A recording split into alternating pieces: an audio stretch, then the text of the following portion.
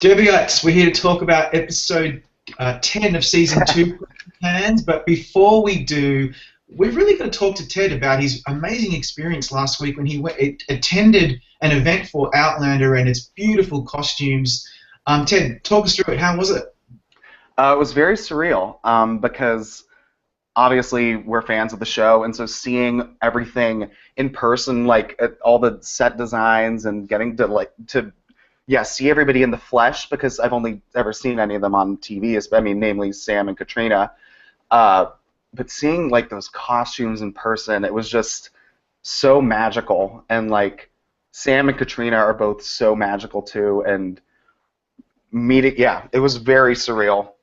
But Sam, like meeting him in person, both of them, reminded me of how good they are on the show, because I never realized how much of not like Jamie Sam is. Like he's like very calm, but Jamie is so fiery, and it really showed me how like terrific of work they're doing on the show.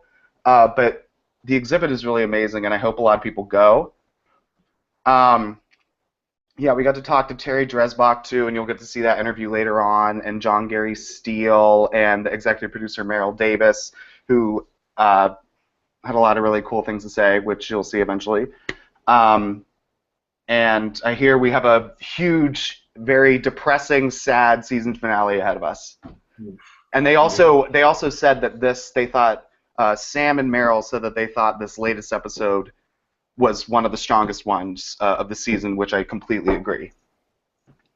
Right. And okay. Gosh, what else? Oh my God. I mean, Katrina looked awesome in her dress. Sam obviously looked amazing too. Were the costumes even more magnificent up close and personal? Because they looked great in your video. Oh yeah. It was crazy to see. Like, I even noticed more of the detail, and she talked about it more, like down to like from the top to bottom. It was like, yeah, it really reminded me of why I loved the show so much. Yeah, it was cool. I loved your video especially. I loved how you edited it together, and with the opening credit, the opening theme song. Anyone who's watching who hasn't seen it, you really should click on to Ted's video, which is on our website, because it's beautifully done, and it shows you how Katrina is actually from many of us have met her now.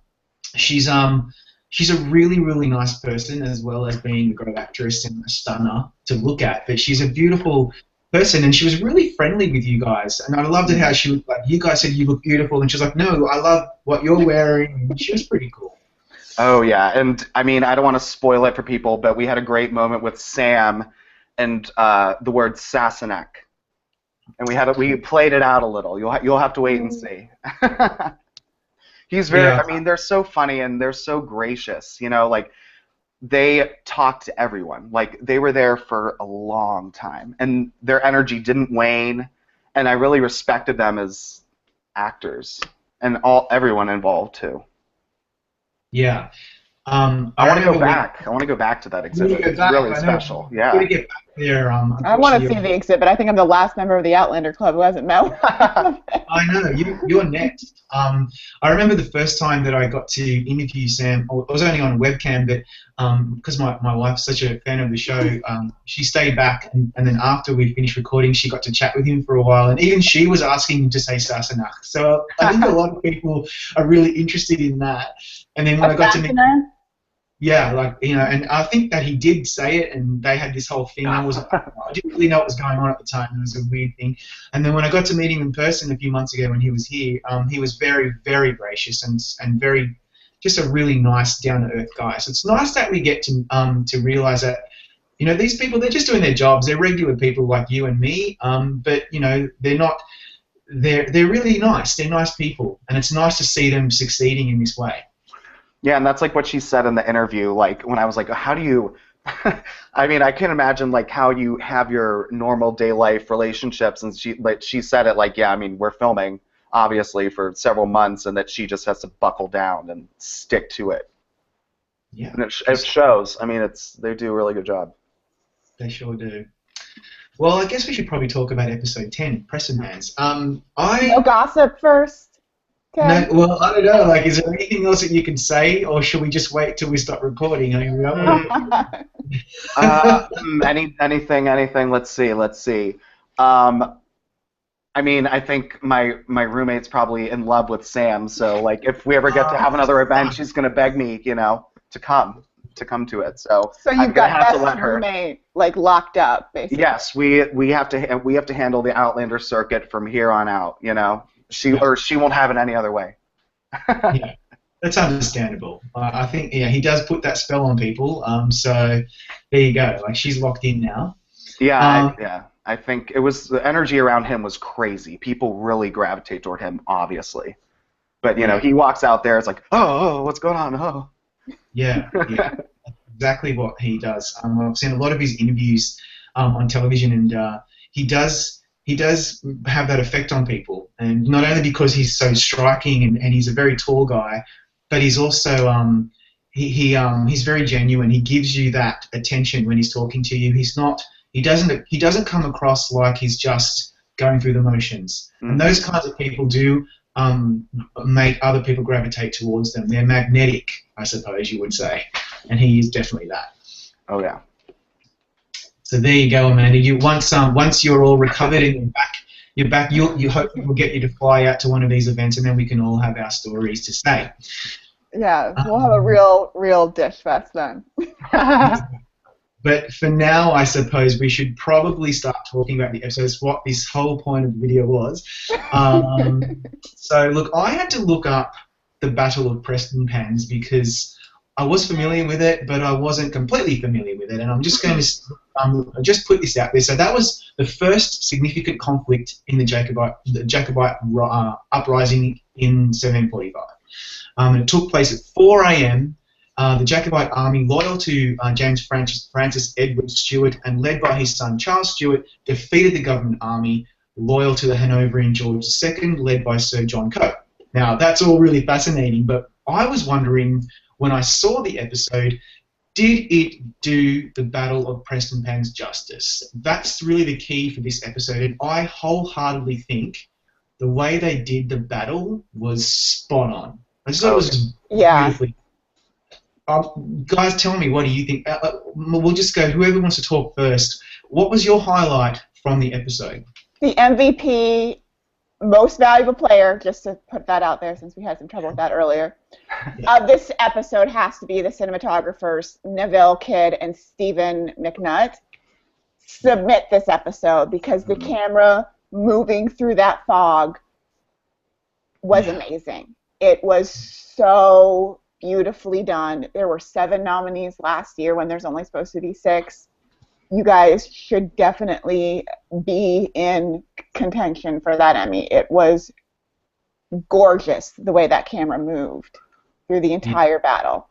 I think also talking in regards to Emmys, I think this is definitely one of the strongest episodes in terms of direction too. I think, or this was, like I said earlier, like how they said this is one of the best ones. I completely agree. Like I couldn't believe how much happened and how many.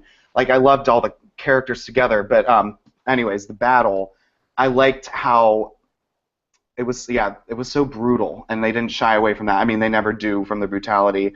And I think it spoke to obviously how the Highlanders fight, and you really got the sense of the battle.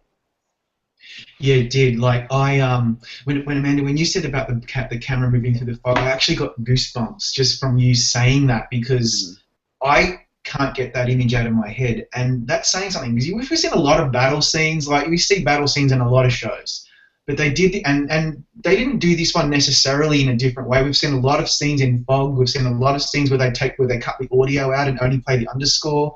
They did all of that, all of those things. But it was just so beautifully effective. And the way the Highlanders just charge, it's almost like a stereotype. That's what we're used to seeing for Highlanders when they're battling, but it just put a different spin on it. It was so gorgeous to look at, but so brutal at the same time. And Philip John, the director of this episode, really needs to be applauded. I wonder if Starz has submitted this one in directing. I have no idea. The ballots are out next week, so we'll have a better idea then. But he really did a beautiful job of directing this episode. Totally agree with you, Ted. So There you go. And I just also want to raise that this is probably one of their stronger episodes. Mm-hmm. We did slightly criticise the last two because we had come off Faith, which was such an amazing experience to witness. And then we had the next two, which were fine, but obviously not at that level. But I think we've gone back up to an episode that had a lot in it and was beautiful to look at. This was written, by the way, by Ira Stephen Bear, who is one of my favourite writers. He wrote for Deep Space Nine and Star Trek: The Next Generation. So he is someone that I've always looked up to as a TV writer. Beautiful job on this one. Really, really impressive. Yeah, this is an accomplishment for the technical aspect of this. The actors were amazing, of course. We expect them to be. But it was just so well executed, from the way it was written to directed and the cinematography and the music. Days later, I'm still remembering that scene.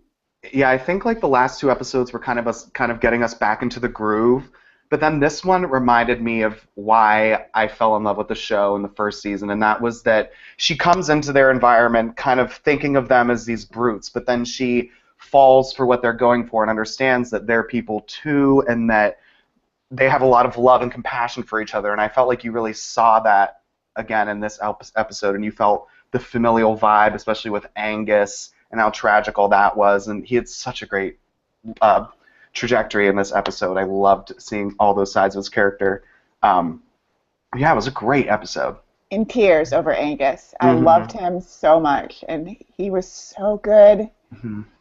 So good Yeah. throughout the whole episode, and just seeing Katrina knowing that he had internal bleeding, and I don't know if she could have done anything in the 40s, but not being able to help him, and then his friend getting up and taking his sword, and I was really Shocking. choked up.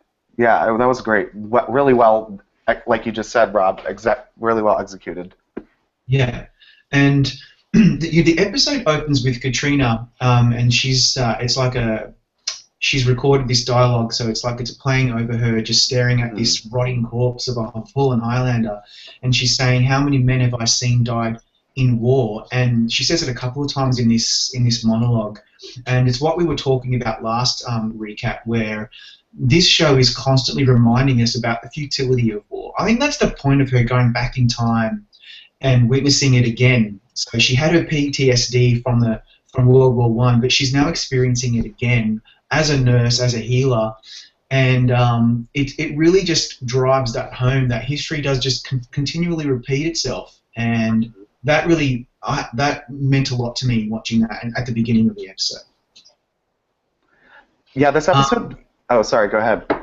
Go ahead. I was going to say this episode made me a little bit more worried than I have been in the past, because it began and ended with her talking about how, oh yeah, well I know we're going to win this battle, but like, do I know if the huge tragedy that I know is written in the history books, can history be rewritten in that way? And the way she was in this episode felt so much a little more defeatist to me, and that really made me scared for the ending of this season. Like, I don't know. I'm very scared. Yeah, I'm scared too, and Fergus again. He's just so adorable. Oh my god, I was so afraid the entire episode he was going to die. Yeah. I know. Actually, I know, because even I must have had a face, because my wife kept saying, no, it's okay, it's okay. He doesn't die in the books. He's around for a while. And it's just like, that actually doesn't mean, it means a lot when an episode can trigger that kind of emotion from you, and it's doing its job. And also it's his performance. He's doing really well as in that character. So. Oh yeah, like when he was in that battle, I was like, no.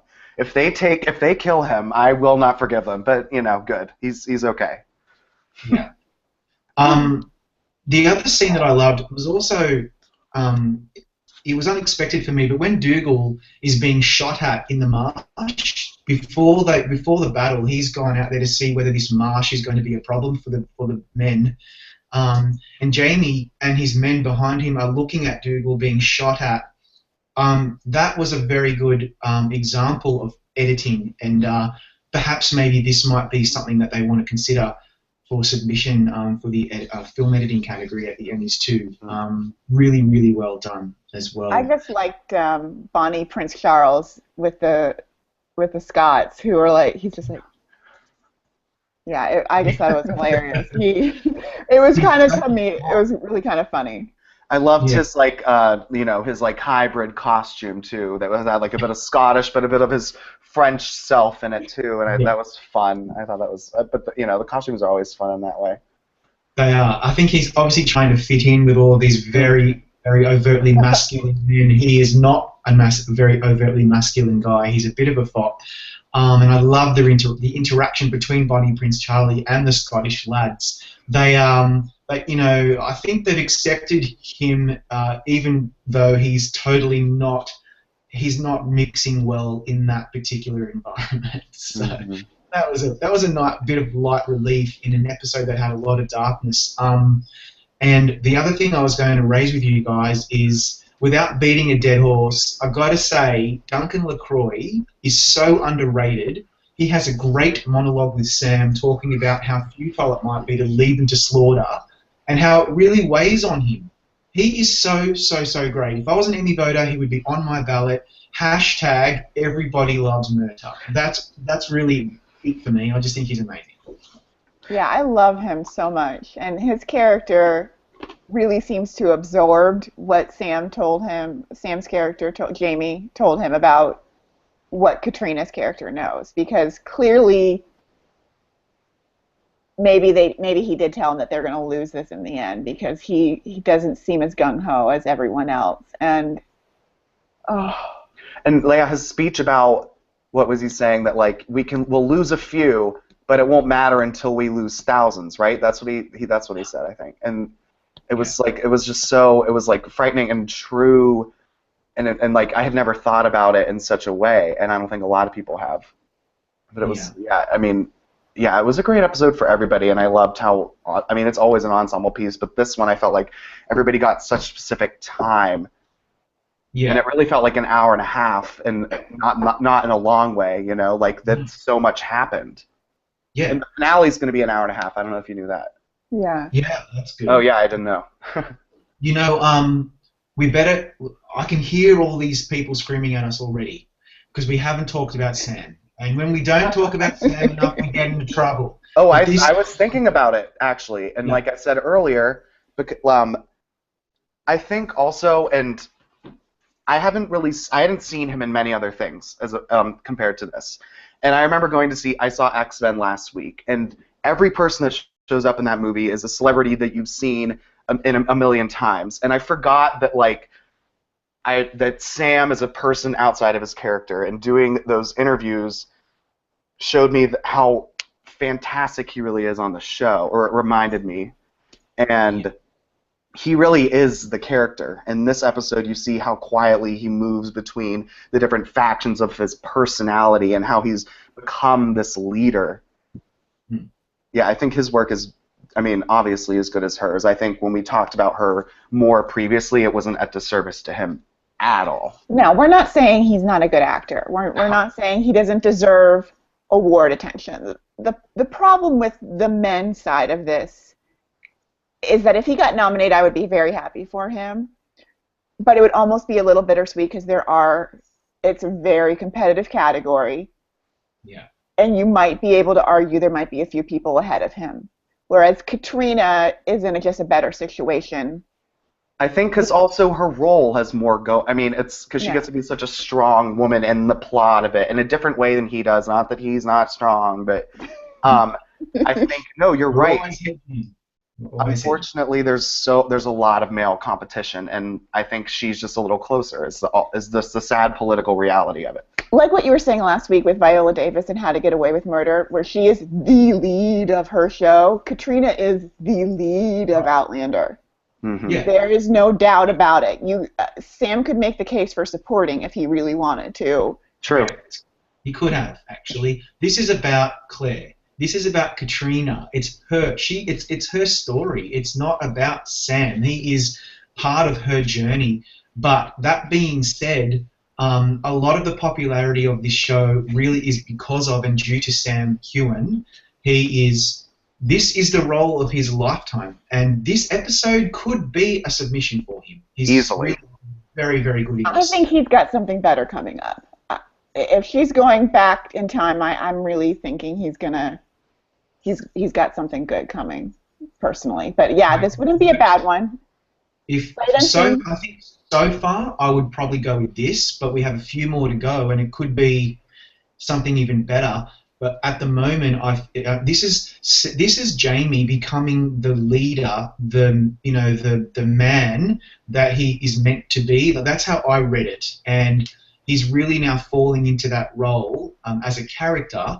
Obviously, and Sam is really hitting those notes just perfectly, nuanced, strong, really delivering that beautiful writing perfectly, and I think he really held his own in this episode. It could be a good submission, but we don't know what's yet to come, and from what we're hearing, there's a lot that is yet to come. And is there like 3 episodes left?